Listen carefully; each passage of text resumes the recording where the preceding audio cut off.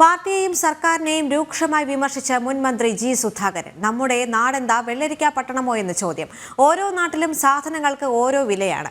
ഇവിടെ വില വിവര പട്ടിക നിയമം എന്നും ജി സുധാകരൻ ചോദിച്ചു. കൂടുതൽ വിവരങ്ങളുമായി നിഷ ദിലീപ് ചേരുന്നുണ്ട്. നിഷ, ആദ്യം തന്നെ ജി സുധാകരന് പാർട്ടിക്കുള്ളിൽ വലിയ പ്രശ്നങ്ങൾ അല്ലെങ്കിൽ വലിയ വിമർശനങ്ങൾ ഉണ്ടായ ഒരു സാഹചര്യം ഉണ്ടായിരുന്നു. ഇതുമായി ബന്ധപ്പെട്ട് നിരവധി വിവാദങ്ങളും ഉണ്ടായി. അതിന് പിന്നാലെ ഇപ്പോൾ വീണ്ടും പാർട്ടിയെയും സർക്കാരിനെയും രൂക്ഷമായി വിമർശിച്ചിരിക്കുകയാണല്ലേ മുൻ മന്ത്രി ജി സുധാകരൻ.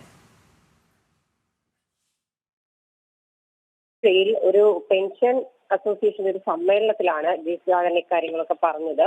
സർക്കാർ സംവിധാനം പോലെ തന്നെ രാഷ്ട്രീയത്തിലും റിട്ടയർമെന്റ് ആണ്. കാരണം CPM-ലെ പ്രായപരിധിയിൽ പല ആളുകളും ഒഴിവാക്കപ്പെട്ടിട്ടുണ്ട്. അത്തരത്തിൽ ഒഴിവാക്കപ്പെട്ട ഒരാളാണ് ജി സുധാകരൻ. അതുകൊണ്ട് തന്നെ വീണ്ടും അദ്ദേഹം ആ ഒരു കാര്യത്തിൽ വിമർശനവുമായി രംഗത്തെത്തിയിരിക്കുകയാണ്. സർക്കാർ സംവിധാനം പോലെ തന്നെ രാഷ്ട്രീയത്തിലും റിട്ടയർമെന്റ് ആണ് എന്നാണ് അദ്ദേഹം പറഞ്ഞത്. താൻ 62 വർഷമായി പാർട്ടിയിൽ പ്രവർത്തിക്കുന്നു, പെൻഷൻ ഇല്ല, ഗ്രാറ്റുവിറ്റിയും ഇല്ല, MLA ആയതുകൊണ്ട് താൻ രക്ഷപ്പെട്ടു, ഭാര്യയ്ക്ക് പെൻഷനുണ്ട്, അതുകൊണ്ട് കഴിഞ്ഞു പോകുന്നു. മറ്റുള്ളവരുടെ കാര്യം അങ്ങനെയല്ല. മറ്റുള്ളവരൊക്കെ, അതായത് പാർട്ടിയിൽ ഏറെക്കാലം വർഷങ്ങളോളം പ്രവർത്തിച്ച ആളുകൾ ഇപ്പോൾ എങ്ങനെ ജീവിക്കുന്നു എന്ന് ആരും ചിന്തിക്കുന്നില്ല എന്ന തരത്തിലുള്ള വിമർശനങ്ങളാണ് ജി സുധാകരൻ ഉന്നയിച്ചത്.